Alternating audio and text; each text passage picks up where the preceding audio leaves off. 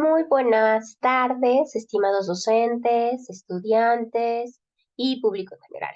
Vamos a trabajar el día de hoy lo que es didáctica. Ya saben, es un canal dedicado a la cuestión educativa. Entonces, bueno, creo que es importante establecer qué es la didáctica y algunos elementos claves para ir trabajando poco a poco este proceso.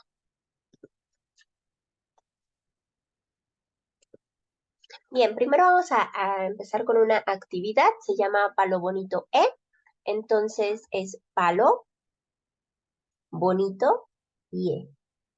Palo, palo, palo bonito, palo palo bonito, palo E.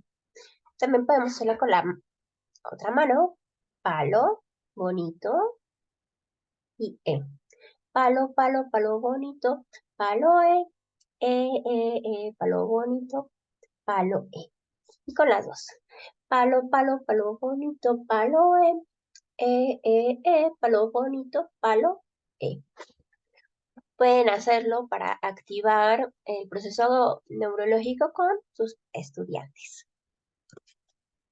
Bien, como segunda actividad quisiera que pensáramos de qué se encarga la didáctica, qué es eso que escuchamos mucho sobre qué es la didáctica, en qué se encarga. Entonces me gustaría que lo pensaran, que pudieran recordar a lo mejor algo de lo que han escuchado en sus cursos o en lo que han visto también por estos canales de YouTube. Y ojalá lo puedan ir anotando en una hojita para poder discutirlo después y pueden dejar comentarios también y de ahí enriquecer nuestra comunidad. Bien, bueno, aquí tenemos ya un esquema, entonces voy a ocultar un poco. Y bien, ¿qué es la didáctica? Bueno, la didáctica es la disciplina, es la disciplina científico-pedagógica que se ocupa, obviamente, de los procesos de enseñanza y de aprendizaje. A mí me gusta decir aprendizaje, enseñanza, aprendizaje, porque siempre está presente este proceso de aprendizaje. Su ubicación científica la vamos a encontrar en el ámbito de la pedagogía y la educación. El objeto de estudio de la didáctica va a ser analizar y comprender los métodos, las técnicas y las estrategias que facilitan la transmisión, la adquisición de conocimientos, saberes, habilidades que posteriormente nos darán aprendizajes. Su finalidad es mejorar la calidad de estos procesos educativos, buscando optimizar la enseñanza para que los estudiantes, alumnos o aprendientes puedan aprender con H, puedan tener todos estos procesos cognitivos de manera efectiva para generar aprendizajes futuros. Muy bien, dentro de la didáctica tenemos algunas orientaciones que creo que son importantes porque en ocasiones escuchamos muchos términos y en ocasiones los utilizamos como sinónimos. Y lo cierto es que cada orientación didáctica tiene un porqué ser en un proceso lectivo o de construcción del conocimiento.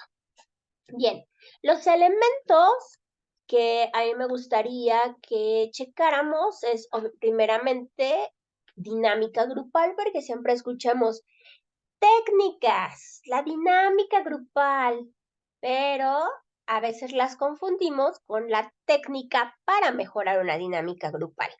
Veremos ambientes de aprendizaje, alguno que es el método, que son las estrategias para la enseñanza, también algunas de cuestión didácticas, los instrumentos, las actividades de aprendizaje, las evidencias de aprendizaje, los recursos o medios educativos y los materiales didácticos. Voy a ver un poquito esto para que lo puedan ver mejor. Técnicas, las técnicas didácticas. Muy bien, vamos a iniciar con dinámica grupal. Bien, ¿qué es esto que todo el mundo dice? Dinámica grupal, y en ocasiones me he topado con docentes que ponen, por ejemplo, la telaraña.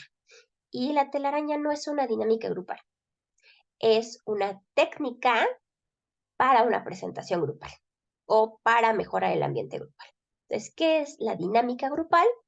Bueno, primero tendríamos que definir qué es un grupo. Un grupo es una estructura de personas que se unen o se relacionan por ciertos vínculos con otras personas que están orientadas por una circunstancia, una función, tienen una meta. Y esa meta, pues hay necesidades individuales, pero también intereses colectivos. ¿Cuáles son estos parámetros para definir un grupo? Identidad. Esto quiere decir que es qué caracteriza a ese grupo de otros grupos. El poder, el que dispone el grupo y sus relaciones con los demás miembros del grupo, su actividad, lo que produce el grupo, lo que hace ese grupo, su comunicación, cómo es esa comunicación, es asertiva o en algunas ocasiones es violenta. Eso también nos puede dar como que parámetros para nosotros ir estructurando nuestra clase o nuestras actividades. Su forma de solucionar problemas, ¿saben solucionar problemas nuestro grupo? La relación con otros grupos y sus membresías. Bien, ¿cuáles son estas características que les decía? Pues la percepción primero de la membresía. La membresía es tener conciencia de que formas parte de ese grupo y que existen vínculos dentro de ese grupo y que tú juegas un rol dentro de los miembros. La motivación es la satisfacción que sientes de tus necesidades de manera individual, pero también colectivas. Las metas comunes, las satisfacciones motivacionales, las necesidades del grupo y la pertenencia también a ese grupo. La estructura se refiere al sistema organizado donde las personas están interrelacionadas de forma que el sistema pues realiza alguna función y se adapta también a otros roles o a otras funciones. La interdependencia es la dependencia mutua que existe entre todos los miembros de ese grupo, la interacción interpersonal, que es un tipo particular de relacionarse con los miembros, y la influencia mutua. Como un grupo puede ser de dos o más personas que interactúan entre ellas y cada persona influye de cierta manera en los demás y recíprocamente. Bien, entonces, ¿qué es dinámica de grupo? Bien, pues podemos decir que es la interacción. A eso nos vamos a referir cuando digamos dinámica de grupo, es la interacción del grupo, el ambiente que el grupo genera y cómo se relaciona y llegan a acuerdos en cuanto a membresías. Bien, teniendo claro que la dinámica de grupo es la interrelación de los miembros dentro de ese grupo, valga la redundancia, pues entonces veríamos que son ambientes de aprendizaje. Según Hussein y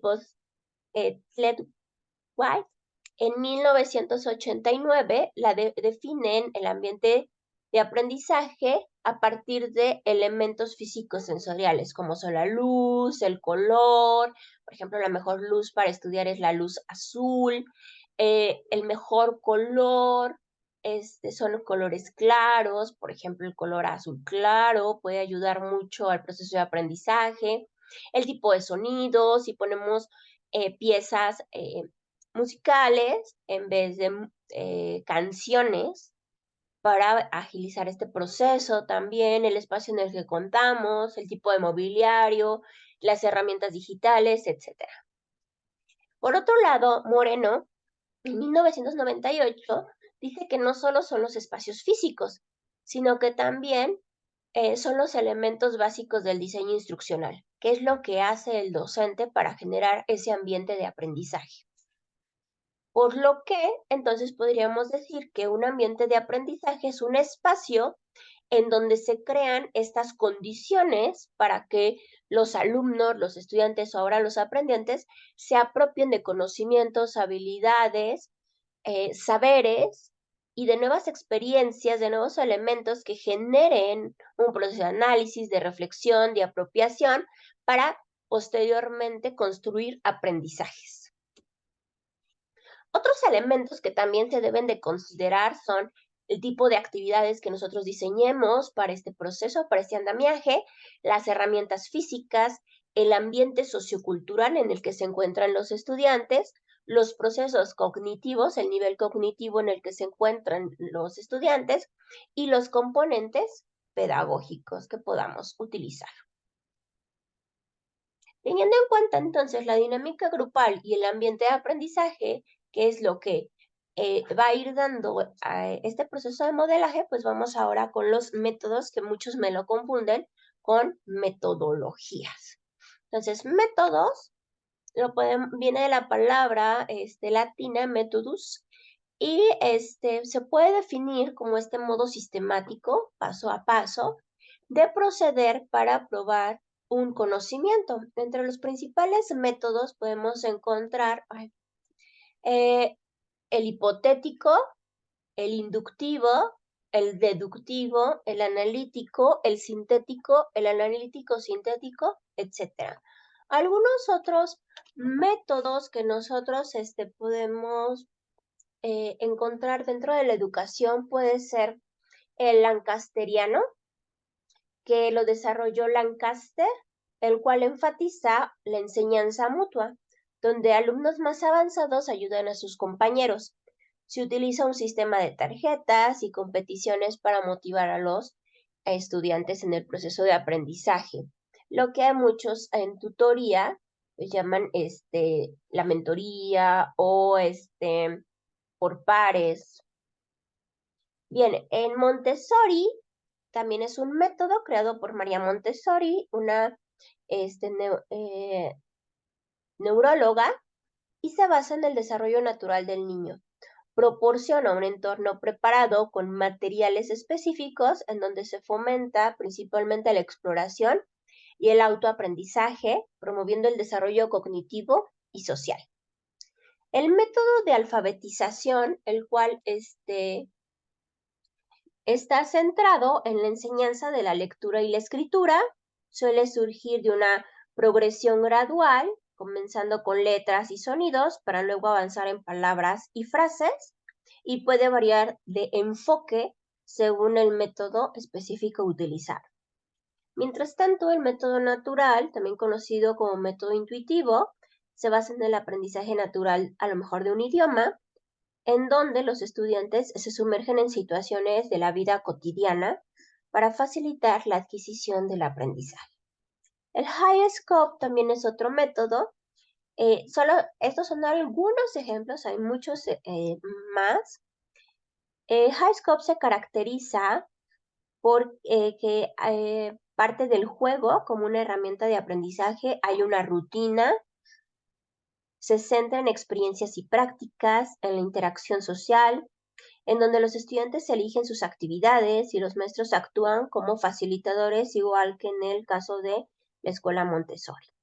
El método ELI, que es un método cubano y que después se vino a México con UNAM, pues bueno, es un método que se ha ocupado en nivel media superior y también tiene todo un proceso desde, a ellos no le llaman conocimientos previos, pero tienen como este anclaje de, de dónde partes y también va por pasos construyendo este proceso de aprendizaje. Bien, entonces, si el método pues son para probar estos conocimientos, bueno, entonces la metodología podríamos definirla como el estudio de la orientación y de las implicaciones de esos métodos y las técnicas de investigación. Recordemos que ahora los docentes no solo damos clases, sino que también nos volvemos en investigadores, especialmente en lo concerniente pues, al fundamento lógico. ¿Qué ejemplos podemos tener en metodologías? Metodología cuantitativa, metodología cualitativa, metodología mixta. Y bueno, la cuantitativa tendrá sus propios métodos, sus propias técnicas, igualmente la cualitativa, cada una tendrá En la cualitativa no son enfoques, cada enfoque tiene su propio método de análisis. Entonces, esto nos va ayudando a entender que aprendizaje basado en proyectos ni es un método ni es una metodología, es una estrategia para que podamos ir como clasificando. Creo que eso es lo importante de las orientaciones didácticas y saber en qué momento emplear cada uno de ellos. Bien, ahora sí, estrategias para la enseñanza situada. Bien, ¿cuáles son esas estrategias de enseñanza situada? Pues estrategia se puede definir a partir de dos vocablos griegos, estratos, que es era ejército, y el ahain, que es el conductor o el guía. Por lo que podemos decir que una estrategia es el camino que se diseña para guiar a un conjunto de personas a lograr un fin determinado. En este caso, el fin determinado sería pues la adquisición de habilidades, de saberes, de conocimientos para potencializar el proceso de aprendizaje. Bien, la estrategia de aprendizaje para la enseñanza situada, según Laura Frade, es una organización didáctica en donde se van a articular elementos para lograr este proceso de aprendizaje, en donde se persigue una meta, puede ser una competencia, un aprendizaje esperado, eh, una, una habilidad, etc. La naturaleza, o sea, cuál es su naturaleza, para qué es, cuál es la finalidad de cada una de estas estrategias, el enfoque de la disciplina, la edad de los estudiantes, porque tiene mucho que ver con su proceso cognitivo, el contexto en donde se encuentra, porque las estrategias de aprendizaje para la enseñanza situada se tienen que contextualizar para para que los alumnos puedan entender por qué o comprender por qué eh, se trabaja de cierta manera. Los intereses de los estudiantes, aprendientes o alumnos, los problemas y la dificultad que enfrentan, los procesos que se siguen, los recursos que se tienen, el tiempo para lograr la meta, y pues todo esto va a afectar en el proceso de enseñanza, pero también en el de aprendizaje. Entonces, estrategia es este camino que diseñamos los docentes para lograr el aprendizaje. Bien, estrategias para situaciones didáctico-analíticas, las vamos a clasificar de esta manera. Dentro de las didáctico-analíticas sintético tendremos aprendizaje basado en problemas, aprendizaje basado en el juego, aprendizaje basado en casos, la gamificación, el aprendizaje basado en el pensamiento, el aprendizaje basado en retos y las salidas pedagógicas, según la clasificación también que hace Laura Frade.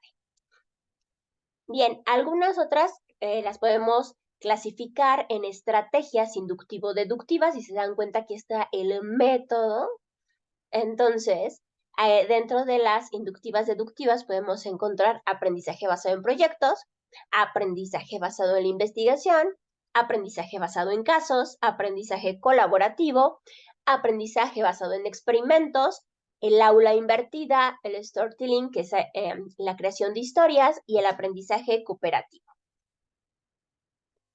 También las podemos clasificar en estrategias para situaciones didácticas desde la tecnología, las que conocemos nosotros como TIC, que son tecnologías de la información y la comunicación, las TAC, que son tecnologías del aprendizaje y el conocimiento, y las tecnologías para el empoderamiento y la participación, que son las TEP. Cada una de ellas las vamos a ir profundizando en videos posteriores. Entonces, las estrategias de enseñanza, decíamos que son medios, son recursos o, como les llamaba Vygotsky, instrumentos para presentar o para la ayuda pedagógica, para ajustarlo a las necesidades de los estudiantes y que ellos construyan su propio proceso de aprendizaje. Por lo que el docente puede utilizar las estrategias para la situación didáctica que más convenga para el proceso cognitivo y lectivo de los estudiantes y del contenido. Algunos elementos que se deben de considerar según Díaz Barriga en la implementación de estrategias en enseñanza son que deben de ser actividades contextualizadas, igual que lo menciona Frade, el fomento de la participación de los estudiantes, el ajuste pedagógico a las necesidades de los estudiantes y el lenguaje explícito y claro de cada una de las fases que va a tener la actividad o las actividades a realizar. También tenemos que tener en cuenta el establecer relaciones entre conocimientos previos y los nuevos, promover el uso autónomo y autorregulado de los contenidos por parte de los estudiantes, que mucho es la autorregulación, por eso se buscan estrategias que ayuden a autorregularlos. Hacer uso del lenguaje para contextualizar y reconfigurar la experiencia pedagógica a partir de las zonas de desarrollo y la zona de desarrollo próximo, según también la teoría de Vygotsky, promover la interacción de todos los miembros de los grupos. Bien, ahora vamos, esas son estrategias de enseñanza, ahora vamos con estrategias de aprendizaje, porque también lo escuchamos mucho en, en las capacitaciones y luego decimos, bueno, es lo mismo, tiene que ver con hábitos de estudio. Bueno, entonces, ¿cómo podemos definir a las estrategias de aprendizaje? Las estrategias son procedimientos flexibles que pueden incluir técnicas u operaciones específicas que puede hacer el estudiante o la persona que está aprendiendo o quiere aprender. Su aplicación es intencionada, esto quiere decir, hay una intención, estoy siendo consciente de que la voy a utilizar, es autocontrolada. Las estrategias requieren procesos de metamemoria, se encuentra influenciado por procesos motivacionales y afectivos de la persona que está en el proceso de aprendizaje. Bien, entonces aquí retomé un esquema de Frida Díaz Barriga, se llama Estrategias de Aprendizaje y Procesos Relacionados, que es la adaptación realizada que hice a partir de ello. Yo hice una adaptación, pero pues bueno, sí es importante decir que se retomó, ¿no?, del libro de Frida Díaz Barriga del 2014. Bueno, tenemos estrategias de aprendizaje. Decíamos que requerimos de la metamemoria y de la autorregulación. Entonces, entre la metamemoria y la autorregulación hay una interacción. ¿Por qué metamemoria y no metacognición? Porque la metamemoria es darnos cuenta de cómo estamos empleando nuestra memoria para poder lograr ese aprendizaje. Es evaluar nuestro propio proceso. Lo que buscan las estrategias también de aprendizaje es favorecer la autorregulación. Se completan con estrategias motivacionales y de gestión de algunos recursos como el tiempo. Mejoran procesos de conocimientos, saberes, habilidades, procedimientos, etcétera. Requieren de técnicas y operaciones mentales que hagan los estudiantes e interactúan los conocimientos declarativos, procedimentales y condicionales.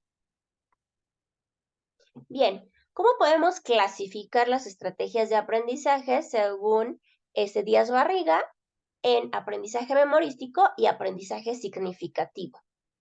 Los tipos de estrategia dentro del aprendizaje memorístico, es la relación de la información. ¿Cuál es la finalidad que se busca con la memoria? Pues un repaso simple, apoyo a este proceso de repaso. Entonces, algunas técnicas o instrumentos que podemos utilizar para el aprendizaje memorístico es la mnemotecnias, el subrayar, el descartar alguna información que no sea tan relevante, copiar, tomar apuntes. Sin embargo, cuando nosotros nos bajamos o llegamos a otro proceso más alto, que es el aprendizaje significativo, podemos clasificar en las estrategias en organización y elaboración. Las que son de organización, su finalidad va a ser la clasificación de la información. Aquí podemos utilizar el uso de categorías. También podemos, la finalidad, la jerarquía y la organización, en donde podemos utilizar los organizadores gráficos. Y para elaboración también se clasifican en dos, procedimientos simples y procedimientos complejos.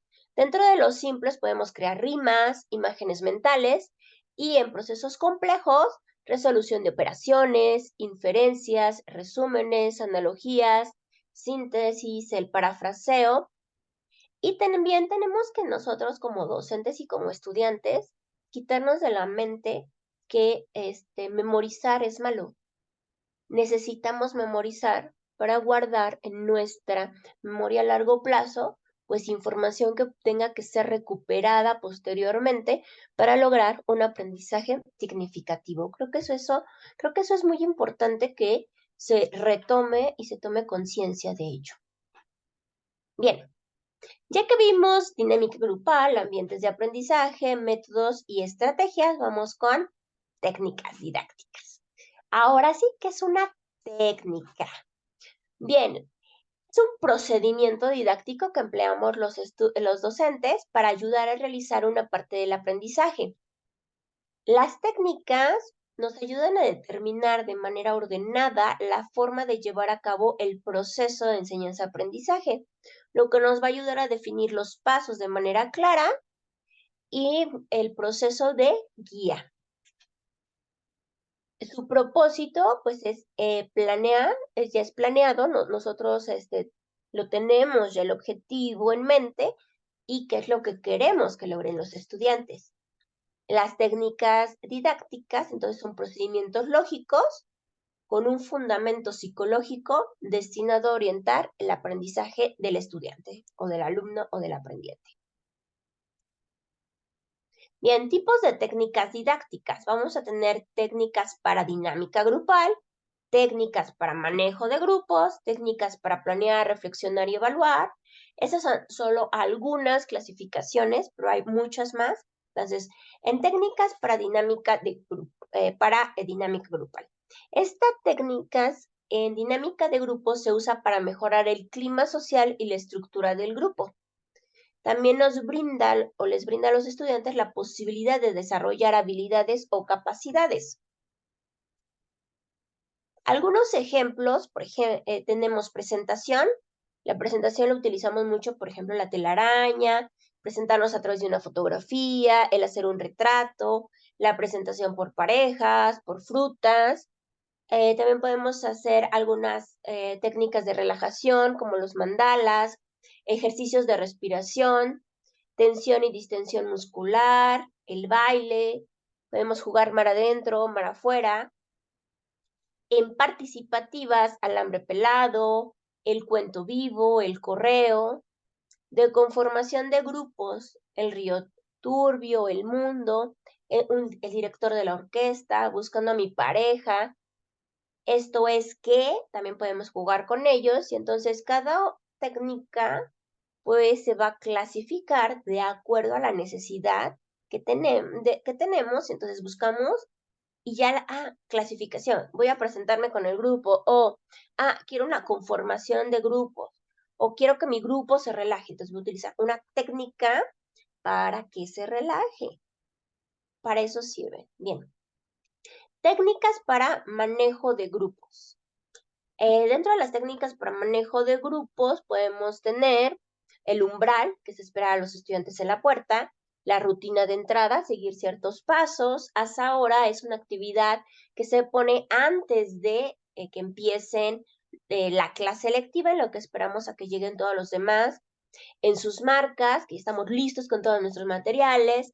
El formato sí importa, que los estudiantes nos entreguen los trabajos como lo estamos pidiendo en una rúbrica o en una lista de cotejo. Correcto es correcto, que la información que nos dé sea correcta, de acuerdo a lo que se ha visto en clase o lo que se ha investigado. Estíralo es que profundicen más sobre su argumentación que están dando. Hazlo mejor, o sea, repítelo. Los detalles importan, todos los detalles importan, el tipo de letra, la fuente que estás utilizando. Cálido estricto es que nosotros no podemos ser siempre estrictos ni siempre buena onda. Entonces tenemos que jugar este rol entre cálido y estricto para que los alumnos tengan este proceso adecuado de adaptación y autorregulación. Técnicas de interrogatorio, podemos utilizar preguntas divergentes, preguntas convergentes o preguntas socráticas. En técnicas, en trabajo en grupo, clase entrevista, de casa en casa, la mini clase o panel progresivo. Estas serían técnicas para manejo de grupos. Y bueno, las últimas que les tengo, o la última clasificación que tengo, que se irán profundizando poco a poco, bien, técnica para planear, reflexionar y evaluar. Bien, para planear, podemos nosotros pedir que hagan un dibujo, un diagrama. Planear es antes de hacer la actividad. Que hagan un escenario, preguntas divergentes, modelo de planeación, compartir en parejas algún conocimiento, planeación a través de post-it, entrevista de 3, una red de palabras en equipos, un video, la cámara instantánea, que ahora lo podemos utilizar con el celular, la estructura de diarios, formas de planeación, 20 preguntas, 2 por 2, 2 más 2 más 2, en reflexionar y evaluar, bueno, que sé, que no, que quiero saber, una rosa y una espina, Bows on the Ball, las preguntas divergentes, escribir un diario, colgar los pensamientos, parándonos en la sombra del éxito, ¿no? Podemos poner como 3 papeles en donde diga que me sentí muy bien, todavía no lo logro, también que tiene que ver mucho con zona de comodidad, tarjetas, que escriban en tarjetas, en postales o que tomen un objeto interesante y nos den una reflexión a través de ello. Bien, estos son tipos de técnicas didácticas, entonces ya por favor no digamos dinámicas de grupo, no, técnicas para mejorar la dinámica de grupo. Eso es lo correcto.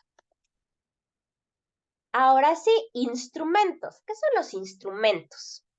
Bien, los instrumentos son los medios para adaptarse al mundo natural, social y cultural en el que vive el sujeto, según Laura Frade. Son elementos que nos van a conducir hacia el logro de procesos cognitivos. Dicho de otro modo, todo lo que haga un estudiante para aprender se considera un instrumento. Entonces, algunos ejemplos de instrumentos son mapas cognitivos, cuadros sinópticos, esquemas, mapas semánticos, los mapas conceptuales, los mapas mentales, el hexagrama, las imágenes, tipos de imágenes que utilicen, los ejercicios, la creación de un póster científico, infografías, resúmenes, síntesis, fichas catalográficas, etc. Yo les iré compartiendo poco a poco pues las antologías para que ustedes puedan ir empleando alguna de ellas. Bien, actividad de aprendizaje. Entonces, ¿qué es la diferencia entre instrumento y actividad de aprendizaje? La actividad o las actividades de aprendizaje son las destinadas como tareas o ejercicios que hacen los estudiantes o un grupo para llevar a cabo el propósito del aprendizaje. Puede realizarse en el aula o fuera del aula, de forma individual o grupal, por parte de cubrir el programa de la asignatura o alguna necesidad de aprendizaje que tengamos con el grupo. Evidencia de aprendizaje. Muy bien. La evidencia de aprendizaje es el resultado de los estudiantes demuestran, a partir de qué, pues de evidencias, ¿no? Tras el desarrollo de una propuesta didáctica. Podemos tener testimonios, registros que el docente tenga, la posibilidad de obtener de sus desempeños, porque llevamos un registro de los docentes. Bien, entonces todo lo que los entreguen los estudiantes son evidencias de aprendizaje. Ya cuando nos los entregan, ya nuestra actividad se convierte en una evidencia de aprendizaje. Recursos o medios educativos.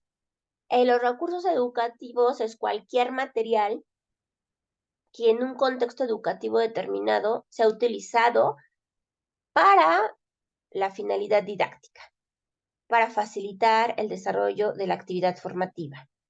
A eso es lo que lo vamos a entender como recursos o medios educativos. Algunas clasificaciones podemos tener recursos o medios reales, como las plantas, los animales, objetos cotidianos,